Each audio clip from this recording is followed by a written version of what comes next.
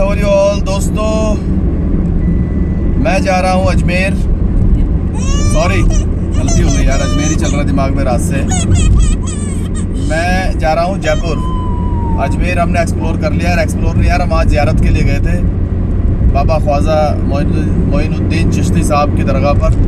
वहाँ हमने कल ज़ियारत कर ली है और उसका जो भी एक्सपीरियंस है मैं इस वीडियो में आपके साथ सारा कुछ शेयर करूँगा।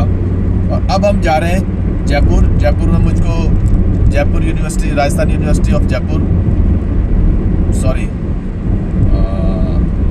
यूनिवर्सिटी ऑफ राजस्थान जो कि जयपुर में स्थित है, वहाँ जा रहा हूँ। वहाँ मेरी डिग्री है, वो डिग्री मैंने वहाँ से अप्लाई करनी है। और उसके बाद शाम को हमने जाना चौकी धाड़ी। चौकी धाड़ी का नाम आपने सुना होगा, बहुत ही फेमस टूरिस्ट डेस्टिनेशन है, लोग अक्सर वहाँ जाते हैं अगर जयपुर राजस्थान आ रहे हों तो। और उसका जो टिकट वगैरह है उसका चार्ज मैंने सुना है कि 1100-1200 के आसपास है पर हेड, जिसमें डिनर इंक्लूड होता है और बाकी जो भी और कैमल राइडिंग वगैरह भी उसमें फ्री होती है। तो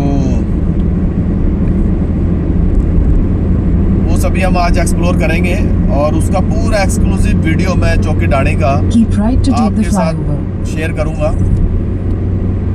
भाई अजमेर में तो बहुत अच्छा एक्सपीरियंस रहा यार इस बार का, क्योंकि ना एकोमोडेशन हमें बहुत अच्छा मिला। एकोमोडेशन बहुत अच्छा था। National highway 448 for 3 kilometers। वो लोग खुद ही अपना किचन चलाते थे, तो उनके घर के लोग ही, जो उनके घर की महिलाएं हैं वो खुद ही उसके अंदर खाना वाना जो भी है वो बनाती है। हालांकि बहुत वेल नोन लोग हैं, मैं उनके बारे में भी बताऊंगा कौन है।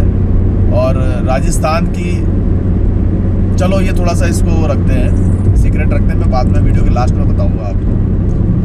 तो भैया खाना वाना भी बहुत अच्छा था वहाँ का।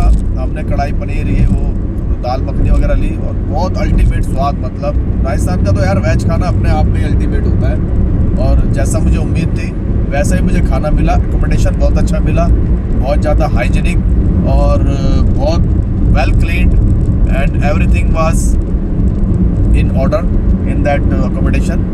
तो मुझे बहुत अच्छा लगा, बहुत अच्छा एक्सपीरियंस रहा मेरा। और फुल्ली एयर कंडीशन था, तो किसी तरह की दिक्कत नहीं आई। हालांकि शाम को मौसम वैसे भी थोड़ा ठीक ठाक हो जाता है, लेकिन सफोकेशन हल्की फुल्की सी रहती है। तो आप कोशिश ये करें कि इस मौसम में, खासकर अप्रैल के लास्ट और मई जून में, तो आपको एकोमोडेशन जो है वो एयर कंडीशन वाला ही लेना चाहिए, बच्चों के साथ हो खासकर। तो ज़्यादा फ़र्क नहीं आता उसमें, 100-200 रुपये का फ़र्क आता है। तो ये रूम जो हमें पड़ा अजमेर के अंदर 1200 रुपये का पड़ा हमें ये, ठीक है ना, 1200 रुपये AC और विद पार्किंग स्पेस बहुत अच्छा था, क्योंकि कंजस्टेड नहीं था, खुला मेन रोड पर ही है। In 600 meters, ओपन पार्किंग थी, मतलब ऐसा नहीं है कि कोई रजिस्टर्ड पार्किंग, ओपन पार्किंग उनके होटल के सामने ही, मतलब गाड़ी खड़ी कर दो आप, कोई दिक्कत नहीं। बहुत अच्छा रहा हमें तो। दरगाह भी बिल्कुल नज़दीक, वॉकिंग डिस्टेंस पर आपको दरगाह मिल जाती है। 4 नंबर गेट से आपकी एंट्री होगी अगर आप दरगाह जा रहे हैं तो। और भाई एक चीज़ खास ख्याल रखें आप, जो मैं आपसे शेयर करना चाहता हूँ, जो लोग रेगुलर आते जाते रहते हैं उन्हें तो पता होता है, और जो लोग हमारे जैसे, जो मैं अपने एंटायर लाइफ में मैं 4 या 5वीं बार ये आ रहा हूँगा, लेकिन जो लोग रेगुलर हर साल जाते हैं उन्हें तो बताने की ज़रूरत नहीं है। बाकी जो लोग मेरी तरह जाते हैं कभी कभी 2-4 साल 5 साल के गैप में, तो उनको मैं बता देना चाहता हूँ, अगर छोटा बच्चा आपके साथ में है तो ऑब्वियसली आपको उसके खाने पीने और उसकी सैनिटरी वगैरह की जो सामान होता है वो आपको साथ ले जाना पड़ता ही है। तो वो बैग नहीं ले जाने देते हैं अंदर, इस चीज़ का खास ख्याल रखें। मेरा तो ये था, मुझे भी बाद में पहले तो यही कहा गया कि भाई बैग वगैरह अंदर नहीं जाएगा, और राजस्थान पुलिस खड़ी हुई थी वहाँ पर। फिर मैंने किसी तरीके से मैनेज कर लिया तो मुझे जाने दिया। नहीं, वो ये कह रहे थे कि जो हैंड बैग है उसमें आप जो भी मर्जी लेके जा सकते हैं। अच्छा, लेकिन पिट्ठू बैग पे नहीं लेके जाना। पिट्ठू बैग होता है यार, एक पिट्ठू बैग जो पीछे नहीं टांगते, वो होता है, वो अलाउड नहीं है। हाँ, हैंड बैग ले जा सकते हो, ये बात ठीक है। जो लेडीज़ हैंड बैग होता है ना, उसके अंदर आप 1-2 जैसे डायपर रख लिया, बच्चे की दूध की बोतल वगैरह रख ली, ये सब आप अगर 1 घंटे 2 घंटे के लिए जा रहे हो तो घंटे 2 घंटे का सामान तो आप उसमें रख सकते हो, ठीक है ना। ज़्यादा लंबे समय तक का उसमें सामान भी नहीं आएगा, क्योंकि हैंड बैग के ऊपर डिपेंड करता है वो। तो फिर लेडीज़ हैंड बैग कैसा है, कितना बड़ा है, वो ले जा सकते हो। पिट्ठू बैग अलाउड नहीं है, ये ध्यान रखना आप, ये बात ठीक है। तो फिर किसी तरह मैंने मैनेज किया, अदरवाइज़ मेरे को वापस जाना पड़ता होटल और वहाँ से अपना हैंड बैग उठाना पड़ता, क्योंकि यार पिट्ठू बैग में और भी बहुत सारी चीज़ें आ जाती हैं, हमारी पानी की बोतल ये वो फलाना ढिमकाना सब कुछ आ जाता है उसमें। तो वो क्या कहते हैं, वो अलाउड नहीं है। बाकी आप हैंड बैग ले जा सकते हो। किसी तरह मैंने मैनेज किया। उन्होंने मुझसे मेरा आईडी कार्ड पूछा, मैंने अपना जब परिचय दिया तो उन्होंने कहा अपना आईडी कार्ड दिखा दीजिए। तो मैंने आईडी कार्ड अपना दिखा दिया, उन्होंने मेरे को अलाउ किया। मैं अंदर गया, घंटे 2 घंटे मैंने ज़ियारत करी, उसके बाद मैं वापस आ गया। और वहाँ की क्या कहते हैं, जो वहाँ का एटमॉस्फेयर है उससे तो मैं कभी भी कुछ नहीं होता हूँ। आपको पता भी, मैंने पहले भी अपने वीडियो में शायद बताया हुआ है कि जो वहाँ का एटमॉस्फेयर है ना वो ठीक नहीं है। वो क्योंकि पूरा मतलब यार धार्मिक स्थलों पर हम जाते हैं अपने दिल दिमाग के सुकून के लिए और थोड़ा एंजॉय करने के लिए, थोड़ा सा पूजा पाठ करने के लिए। तो ऑब्वियसली हमें ऐसे जगहों की ज़रूरत होती है जहाँ पर जो सुकून वाली हो, जहाँ टेंशन ना हो, जहाँ In 600 meters, turn left. 600 metre से बोला नहीं। तो ऐसा नहीं है, आप दूसरे धार्मिक स्थलों पर जाइए, जैसे गुरुद्वारा वगैरह में जाइए, तो आप वहाँ पर देखिए, वहाँ पर लोग इस तरह नौकरों की तरह आपकी सेवा करते हैं, किसी तरह का अनकंफर्टेबल आपको फील नहीं होने देते। But Turn left. अजमेर में तो उल्टा ही है। और यहाँ तो मतलब In 600 meters, join with National Highway 448. Customer की तरह तो ट्रीट करते हैं, करें कोई दिक्कत नहीं है, लेकिन वो तो कस्टमर की तरह ट्रीट करेंगे ही ना, दुकानें लेके बैठे हैं तो। मतलब जो वहाँ के खादिम है, मैं उनकी बात बताऊं, जो दरगाह के अंदर खादिम है,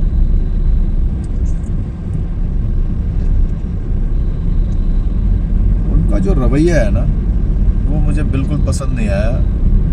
जब मैं दरगाह में घुसा ज़ियारत के लिए तो वो अपने अपनी चादर ना ऐसे खोल करके खड़े हुए थे कि भाई आओ, और फिर ऐसे मुसाफा करने के लिए, हाथ मिलाने के लिए, हाथ मिलाते ही वो दुआ पढ़ेंगे और दुआ पढ़ने के बाद तुरंत कहेंगे भाई इसमें 100, 200, 500 रुपये डाल दो। ये उनका पर्पज़ रहता है। ठीक है, कोई बात नहीं,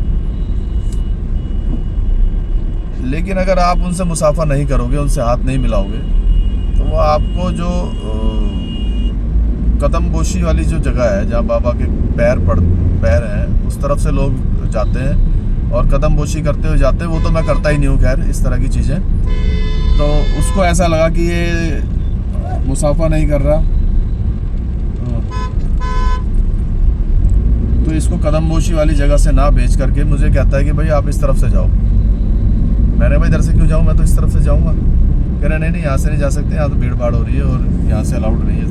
मैंने सारे जा रहे हैं, तो वो सारे जो जा रहे थे वो सब वो थे जो ऑलरेडी उससे मुसाफा कर चुके थे, हाथ मिला चुके थे, 100, 200, 500 रुपये उसकी झोली में डाल चुके थे।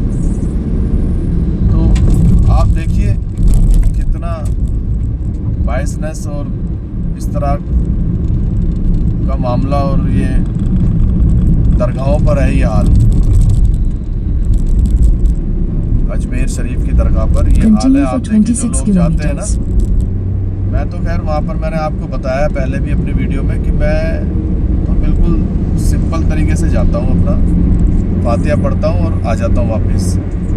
कोई सिस्टम नहीं है अपना चद्दर ले जाने का, फूल अगरबत्ती शिरनी वगैरह, कोई अपना वो नहीं है इसमें। सीधा जाते हैं, सीधा आते हैं, नमाज़ पढ़ते हैं, फातिहा दुरूद पढ़ते हैं, उसके बाद अपना सीधा वापस अपने होटल। तो ऐसा धंधा बना रखा है वहाँ पर दरगाह के जो खादिम हैं उन लोगों ने, और बहुत बुरा सा लगता है, बहुत निराशा सी होती है सब देख करके। और देखिए इस्लाम में इन सब चीज़ों की कोई जगह नहीं है, कोई इजाज़त नहीं है, और ये लोग किस तरह से इस्लाम को बदनाम कर रहे हैं, ख़राब कर रहे हैं। कोई दूसरी कम्युनिटी के लोग भी आते होंगे तो क्या सोचते होंगे। और मैं समझता हूँ पहले जब मैं आया करता था, आज से 10 एक साल पहले जब मैं आया था, तो दूसरी कम्युनिटी के लोग मैंने देखे थे और बहुत अच्छी रिच कम्युनिटी मैं समझता हूँ Sikh community, rich in the sense culture wise, और भी वो सिख कम्युनिटी को मैं मानता हूँ इस श्रेणी में। वो लोग मुझे बहुत नज़र आते थे वहाँ पर। अब मैं अबकी बार गया तो उनमें से मैंने एक भी सरदार भाई को वहाँ देखा नहीं, सिख कम्युनिटी किसी। अब लोग जाना आना भी बंद कर दिया लोगों ने, आपकी तरफ जाएंगे नहीं वो। और अच्छे जो ठीक ठाक जो मुस्लिम हैं वो भी अब जाना पसंद नहीं करते हैं। जाना मैं भी पसंद नहीं करता हूँ, लेकिन मैं दरगाह बाबा के लिए जाता हूँ। और ख्वाजा मोइनुद्दीन चिश्ती साहब जो आप अल्लाह के वली थे और आपने बहुत अपना सारी ज़िंदगी बिल्कुल इबादत गुजार व्यक्ति आप रहे हैं और बहुत ही साधारण जीवन आपका रहा है। अगर आप उनकी बायोग्राफी पढ़ें तो आपको पता लगेगा कि बिल्कुल फ़कीरों वाला जीवन उनका रहा। और वो भी इस तरह के बाज़ारों के सब चीज़ों के वो भी कभी पक्ष में नहीं रहे। ये तो लोगों ने अपना धंधा चलाने के लिए वहाँ पर इस तरह की चीज़ें कर दी हैं। और ठीक है, आप लोगों से मज़ार के नाम पर किसी नाम पर आप पैसा लेते भी हो तो, लेकिन वहाँ पर लगाते तो कुछ नहीं। अगर मैं आपको दिखाऊं वहाँ का माहौल इतना ख़राब है, इतना ख़राब है दरगाह के आसपास का, दरगाह नज़र ही नहीं आती उसमें। तो ये सब चीज़ें नहीं होना चाहिए। मेरा तो अपना पर्सनल ओपिनियन भी है इसके अंदर, वो ये है कि सरकार को इस तरह की दरगाहों को अपने कंट्रोल में ले करके और अपने लोग वहाँ पर बिठाकर अपने लोग वहाँ बिठाने चाहिए, और सरकारी फ़ंड से। और जो भी फ़ंड अगर दरगाह का भी आता है तो उसको दरगाह कम से कम लगेगा तो सही, फ़ंड तो लगेगा अगर ऐसे ही करना है तो। बाकी ये लोगों ने तो लूट मार मचा रखी है, धंधा कर रहे हैं अपना, और कुछ नहीं भैया। आप और हम जैसे लोग जाकर के वहाँ पागल बन जाते हैं और कुछ नहीं है। खैर मैं तो नहीं बनता हूँ, किसी बात की उनको वो रहती है थोड़ी सी कि भाई ना ये शिरनी ले रहा है, ना चादर ले रहा है, ना अगरबत्ती धूप बत्ती ले रहा है, ना मुसाफा कर रहा है। मतलब हम बिजनेस पार्टनर नहीं बन पाते उनके, तो इसलिए हमसे थोड़ी सी उनको नाराज़गी रहती है, तो उनका व्यवहार चेंज हो जाता है। ऐसा भद्दा गंदा व्यवहार उनका रहता है। एक दो को तो मैंने धमकाया भी, पिछली बार भी करा था और इस बार भी। वीआईपी गेट अलग है और वीआईपी कॉमन गेट का अलग। वीआईपी गेट अलग है। बताइए वीआईपी कॉमन का क्या मतलब है?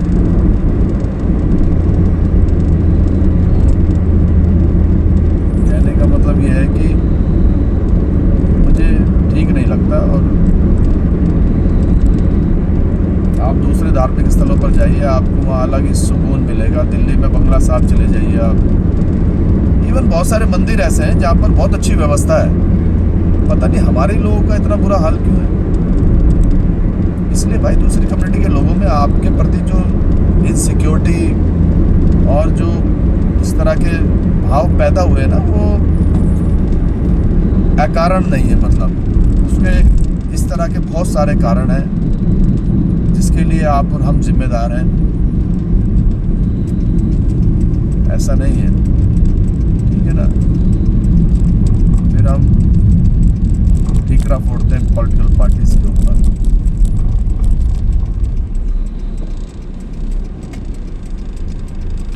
ये एक सेकंड टोल आया है अजमेर से अभी तक का। बहुत सारे टोल इसमें पड़ते हैं यार, यहाँ पर मेरे ख्याल से 10-12 टोल पड़ जाते हैं। तो मुझे तो बड़ा फ़ायदा हुआ। एक वकील साहब ने यार एक दिन पहले ही मुझे ये सलाह दी और मुझे बड़ा फ़ायदा हुआ। कहते हैं ना वर्च्यू नेवर गोज़ अनरिवार्डेड। मैं वहाँ किसी ऐसे काम के लिए गया हुआ था, चैम्बर में बैठा था, तो कोई काज था एक वहाँ पर, वो उसके लिए गया हुआ था, सोशल काज था। हाँ ये काम भी बन गया। उन्होंने मुझे सलाह दी कि भाई, मैं बताऊंगा आपको नेक्स्ट वीडियो में बताऊंगा कि आप अगर क्योंकि ये वीडियो लंबा होता जा रहा है, 14-15 मिनट का ऑलरेडी हो चुका है, वो मैं आपको बताऊंगा नेक्स्ट वीडियो के अंदर कि आप टोल्स वगैरह से कैसे बच सकते हैं। बहुत टोल लगता है यार, आप कहीं जा रहे आ रहे हो ना। तो अगर मैं ये इसका ये मान के चलूँ अजमेर से दिल्ली तक का, तो मैंने कैलकुलेट करा था घर पे, करीब 1900 या 2000 के आसपास तो आपका टोल बन जाता है। इससे बचोगे आप। वन टाइम आपको एक्सपेंस करना है, वो मैं आपको बताऊंगा वीडियो में किस तरह से होता है।